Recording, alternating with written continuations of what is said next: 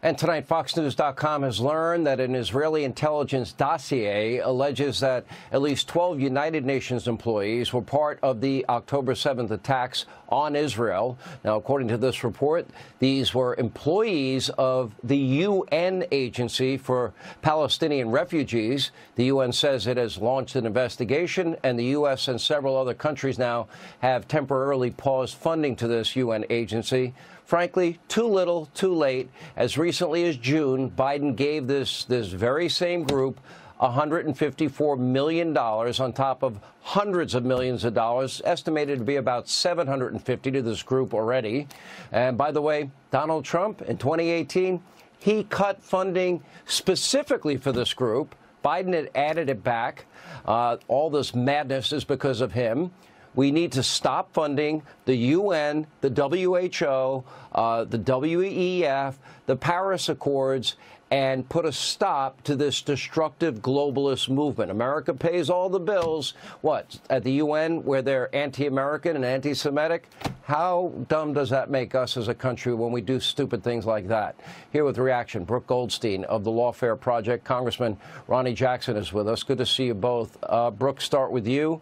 $750 million total from Biden to this particular group. It had been defunded by Donald Trump.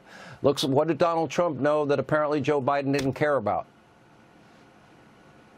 Well, it's so offensive how everybody is claiming surprise. All of a sudden they find out that UNRWA is one of the largest child trafficking, child abuse, money laundering, terror facilitating organizations in the world.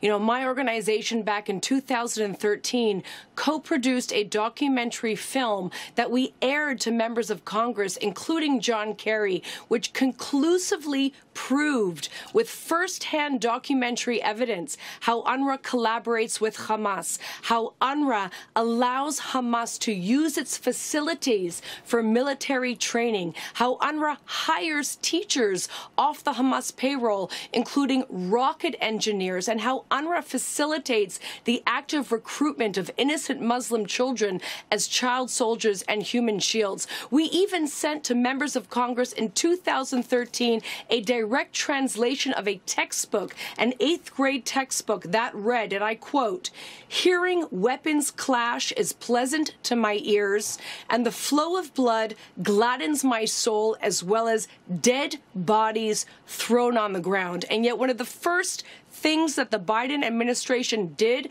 when he came into office, as you said earlier, is resume funding to this organization. The United States has blood on its hands. And by the way, this funding is in direct violation of the Foreign Assistance Act, which prevents the furnishing of U.S. taxpayer dollars towards any type of terroristic military training and the indoctrination of children towards violence. You know, I'm tired of all of it, Ronny Jackson. In case people in Washington haven't noticed, we're $34 trillion in debt. Do we really need to be the chief, the lead funder of the UN and the WEF and the WHO? China and India are developing countries in the Paris Accords. We paid the bulk of money there. I mean, at what point does America become a sucker nation, especially knowing that there's virulent anti-Semitism and anti-Americanism in a lot of these globalist groups? Why are we funding them? Well, we shouldn't be, Sean, and you're right. We are suckers, right? The WHO, this UNRWA, anything associated with the UN. I've said for a long time that what we need to do with the United Nations is push it off in the East River. We need to not give them another dime. We need to defund them and all of the organizations that they fund, China such as the WHO. Let China have them. China owns them anyways. They definitely own the WHO.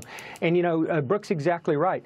Members of Congress for decades, during the Obama administration, the Biden administration, during the Trump administration, they were all educated on what was going on with this organization. President Trump was the only one that heeded those warnings, and he stopped this funding. That we've known for a long time that they're nothing more than an organization that launders money for Hamas through the Palestinian Authority. And they're doing all kinds of stuff. They've also funded the pay-to-slay program, which the Hamas calls their martyrs program, which is also, by the way, against the law because President Trump put the Taylor Force Act in place, which Biden is just completely ignoring as well. They funded this hatred towards the Israeli, towards the the Jewish people in their educational system. This is a horrible, horrible organization that's done a lot of damage, and the Biden administration has given them, I think it's more than that, I read over $1 billion since he's been in office that he's given to UNRWA, which most of that has gone directly to Hamas to build these tunnels and to buy weapons, and we know now to directly be involved in the attacks on October the 7th. It's a horrible situation, Sean.